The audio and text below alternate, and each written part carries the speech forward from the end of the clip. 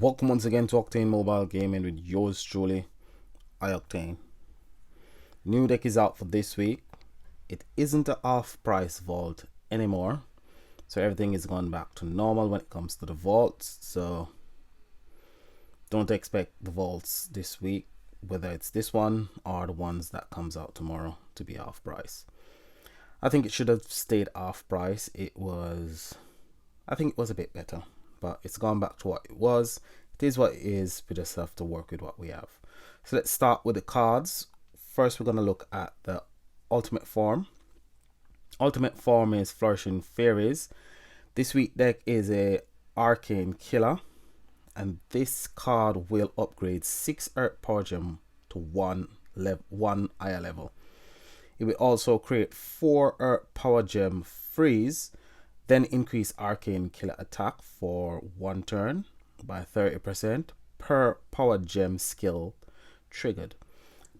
Each Power Gem skill that you use on the deck will actually increase Arcane Killer attack.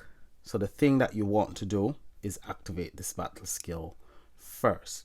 It isn't a passive skill, so you have to activate this skill first to actually get the extra boost from your Power Gem skills when you use them.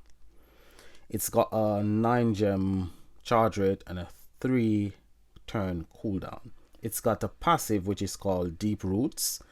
At the start of each turn, create 1 Earth Power Gem 1 plus 1 more per 100 Arcane Killer intensity.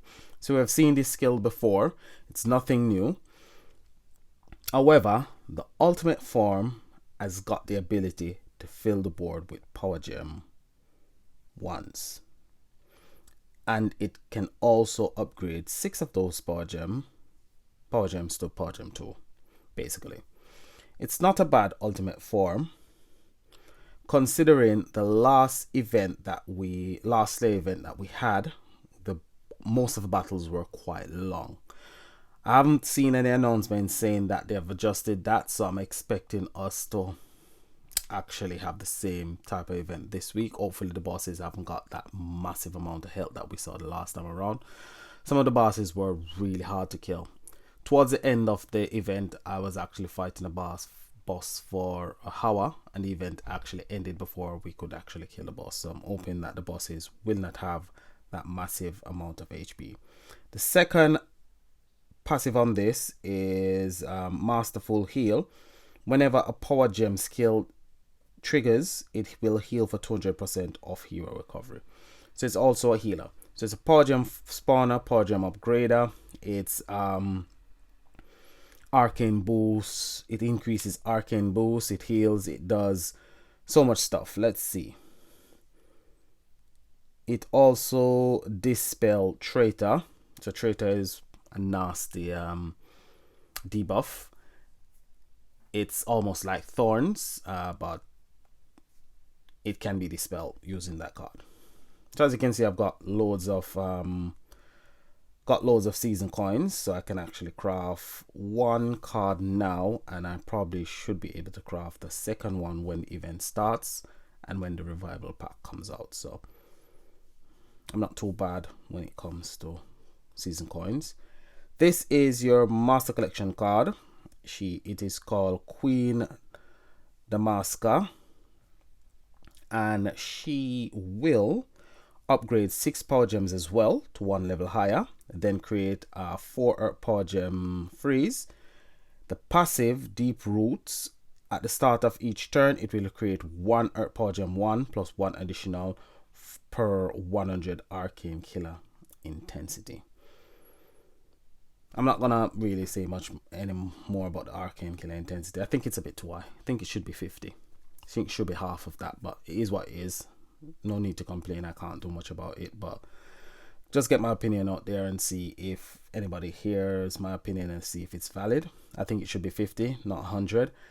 This, along with your ultimate form, has the possibility of filling the board with Power Gems. So if you have got more than 1 copy of the Master Collection card, it is really good. For this week, I would say that MVP of the deck is the Master Collection card. I've seen the Ultra Rare. I'm not too excited about the Ultra Rare. I like the Master Collection card. I like the passive on the Master Collection, and I like the passive on the Ultimate Form. I think those two passive are really good. However, the Ultimate Form has got the Arcane Killer boost, which is really good, and that one comes directly from your Ultra Rare. So we're gonna look at the Ultra Rare. But this is the MVP for the deck for me this week. And if you manage to get the deck and you've got all the required cards, you could get a second copy of this from the Shiny Collection, which is really good. If you're lucky enough to get more than one copy from the vault, really good. Full Bloom Drake, and Full Bloom Drake is your Ultra Rare for this week, and it will create 2 Earth Power Gem freeze. Then it will increase Arcane Killer attack for 1 turn by 30% per Power Gem skilled trigger. The passive, it will heal as well. It will heal for 200% of hero recovery. So it's a healer and a Power Gem spawner, and increases your Arcane Killer damage. The reason why I've chosen the Master Collection card rather than the Ultra Rare as the MVP is because even though your Ultra Rare increases your Arcane Killer attack, that doesn't really matter if you're not producing Power Gems. So it doesn't matter how high you increase your damage or your attack output. If you're not creating Power Gems, you're not gonna do much. That is the reason why I chose the Master Collection card as the MVP for this deck, because it's the one alongside your Ultimate Form that's gonna create your Power Gems. The more copy of the Master Collection card you've got, the quicker you will actually fill the board with Power Gems and start to upgrade those Power Gems to higher level Power Gems, which is really great. I don't think the deck is extremely powerful. It will do a lot of damage because this is its event, so it will do a lot of damage. However, going forward, I don't really see this deck as a really great deck.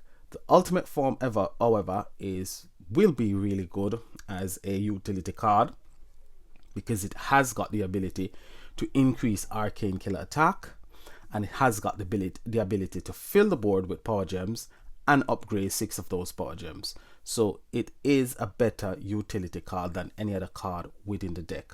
However, as I said, the MVP for this particular deck, this particular event, would be the Master Collection card. So the 3 cards for this week is Guiding Light, I think it's Rabelo. That one comes from the Hard-Worn Gorilla deck. And the next one is the Ultra Rare from the Blossom deck. And that will be the pack that's coming out this weekend. So you should be able to get that one. If you haven't got the Ultra Rare, you should be able to get the Ultra Rare from the Revival pack that will be coming out this weekend. However, I've got it already. Let's take a look at our support card. So we go out and then we'll go straight into here. So let's look at the support card at 6 stars.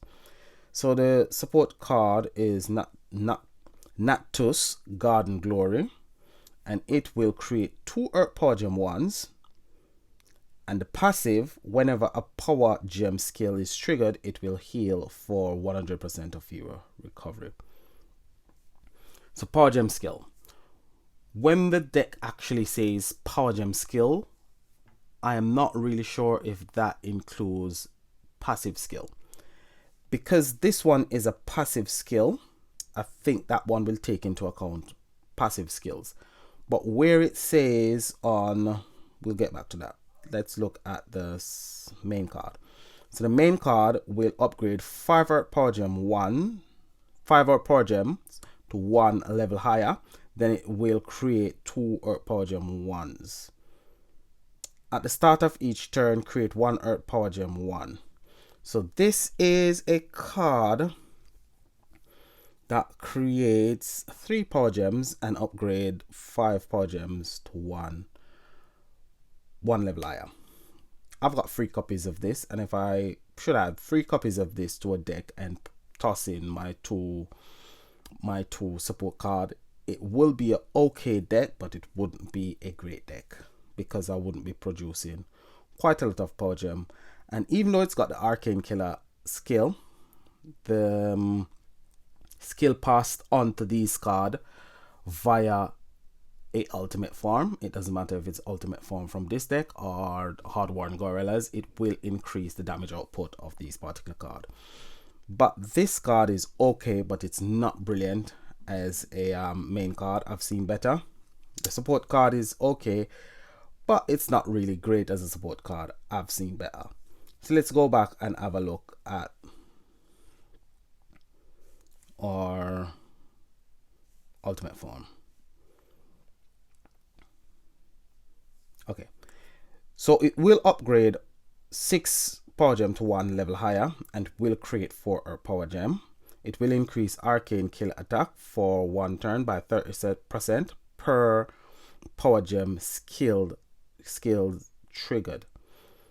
Now you have to, as I said, you have to use your battle skill first before it takes into account any power gem skill that it is used, because it is a battle skill. It's not a passive skill. If that part of the skill was a passive skill where it would increase Arcane Kill attack every time a battle skill that spawns power gem is used, if that was a passive skill, as soon as you go from one turn and start the other turn, any passive ability that creates power gems would actually be counted towards the increase of the Arcane Killer attack.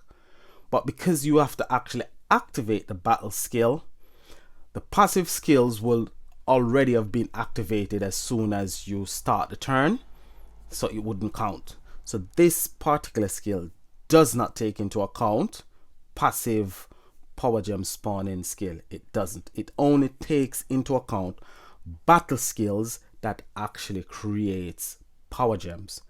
So it doesn't matter if you've got 4 of the cards on the deck that actually creates power gem passively, it won't take into account those ones. It will only take into account when the battle skills are actually activated. And it will only take into account battle skills that were activated after this battle skill was activated. So if you activate this card last, it will only take into account its own skill. It won't take into account the skills that were used before. So you will have to activate this card first.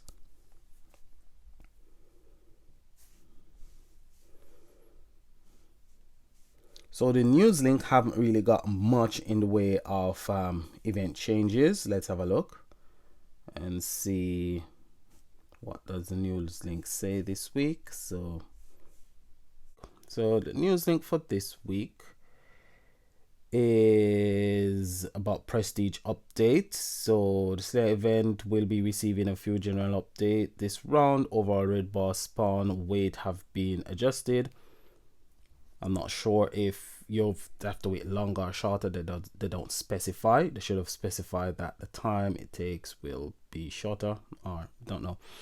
So you will see an improved spread of boss difficulties. Special bosses spawn rate have been adjusted. World bosses will not spawn this event, but they'll come back the next event. Fresh liquor paint and all that. So the collection difficulty has been adjusted to be in line with historical Slayer events. So it was adjusted last time so that we could actually complete the event, because it was too difficult to collect enough trophies to complete the collection. So it has been adjusted back to what it was before the last adjustment. So I'm assuming that the bosses won't be as difficult to kill this time around. That would be good news, because most of us haven't got the deck this time around. And event and season trophy drops now have parity with commander events, so they're gonna be roughly the same amount of trophies that you get in the commander event that you'll get in Slayer event. So you get more shards as well to upgrade your GVG collection, your GVG defensive team. That's that for the news link for this week. So not much there. Would have liked to seen them going back to 50% discount on the vault, because things are the same as they were when they gave it this 50% discount. So I think what network should have done was left a 50% discount for this particular season, or while this current situation still stands, because we're still in the current situation.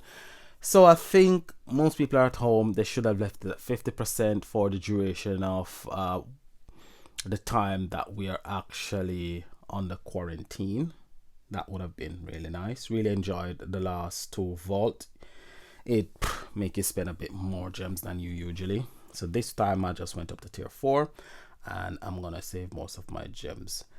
Okay, so when the historical deck comes out tomorrow, historical vault comes out tomorrow, I will try and go up to the 3rd tier of that particular one. Hopefully I get something, and that should give me enough season coin to actually be along with the season coins from the collection, to craft both the master collection and ultra rare for this particular deck. Is the deck really good? I don't think it's a very powerful deck.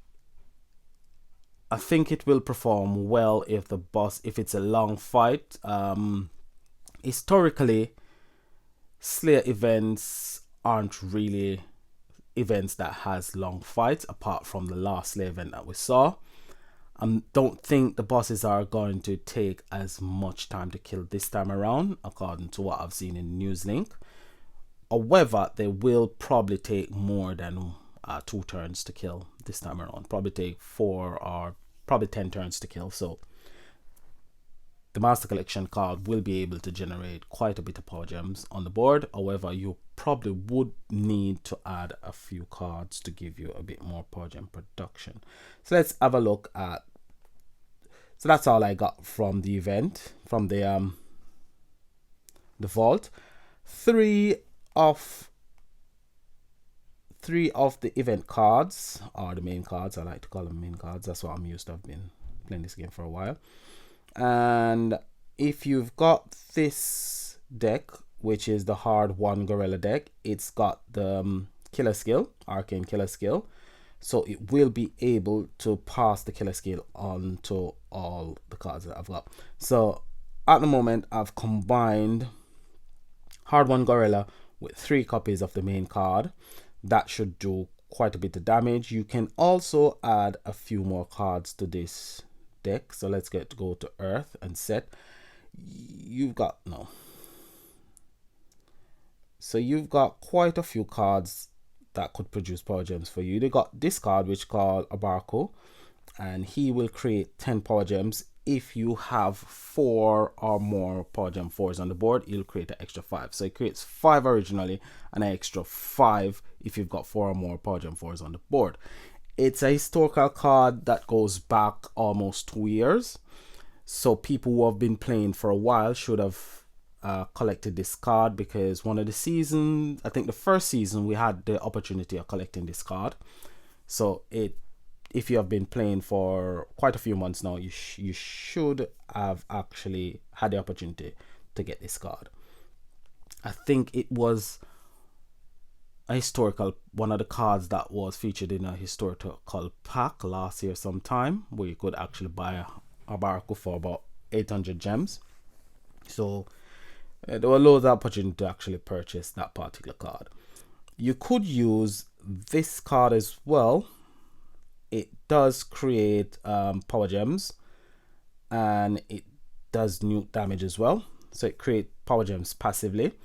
You could use the jailers as well. The jailers have got the kill skill, but it will only pass the killer skill on to command the cards. But it does produce power gems as well. You could use the devilish duo.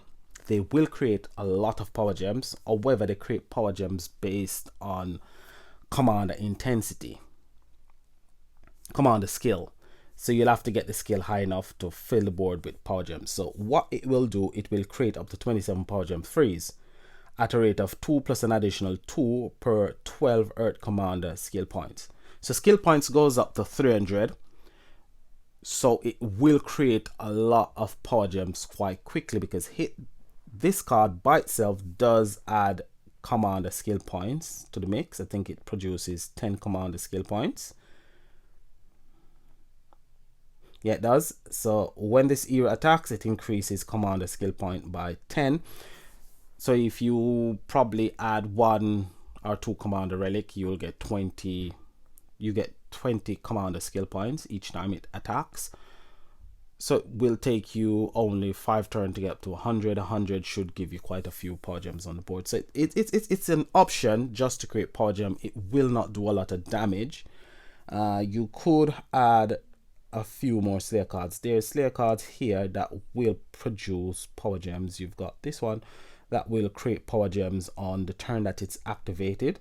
So it will create 6 power gem tools on the turn that you activate it, and it will set a trap, and when it gets hit, it will create power gem 4s. But the first turn it will create more power gems, just that they're not power gem 4s. So that's one that you could add as well. So there's a few cards you could add to create power gems for your deck. Odd One Gorillas has got the nuke damage, which is multiplied by the amount of keys that you use. So if you use 3 keys, it's multiplied by 5. So it does do quite a bit of damage. It's one of the 2 decks that's got that particular skill that does that much damage. All the other 3 decks after that doesn't do as much damage as Hardborn Gorillas and Bioblitz. So those are some of the options. We'll see tomorrow the cards that we can actually use to create a deck. We'll play around with a few cards. We'll see the best combination that we've got possible. If I manage, well, I will manage to get all my season coins. I'll make a decision then if I'm gonna create that deck or if I'm gonna save my season coins for another deck. I will try probably the 500 gem vault as well to see if I can get a copy of a master collection or ultra rare, which will make it much easier to craft 1 card than to craft 2 and use all my season coins. Okay, so that's it for this video. I'll see you on the video tomorrow when we'll do possible deck combo. So like, subscribe, and as always, this is Octane saying peace, stay healthy, stay safe, have a great day. Bye for now.